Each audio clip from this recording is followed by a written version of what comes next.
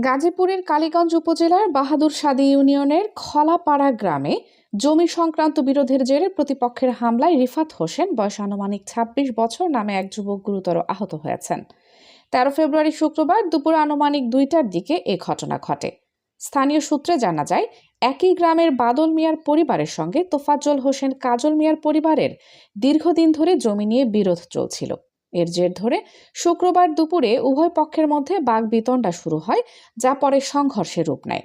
অভিযোগ রয়েছে, বাদল মিয়ার ৩ ছেলে নাদিম, নাইম ও নাহিদ এবং বাদল মিয়া ও তার স্ত্রী সফুরা বেগম দেশীয় ধারালো অস্ত্র, ছুরি, দা ও বটি নিয়ে ইসমাইল হোসেন, আক্তার হোসেন ও রিফাত হোসেনের উপর হামলা চালান। বাদল মিয়ার ছেলে নাইম, নাদিম, নাহিদ তারা ৩ জনই মাদকাসক্ত। তাদের একাধিক মামলায় বারবার গ্রেফতার করা হয়েছে।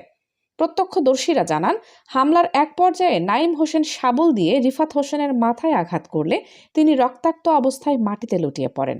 পরে স্থানীয়রা তাকে উদ্ধার করে দ্রুত গাজীপুর সদর হাসপাতালে নিয়ে যান। বর্তমানে তিনি সেখানে চিকিৎসাধীন রয়েছেন।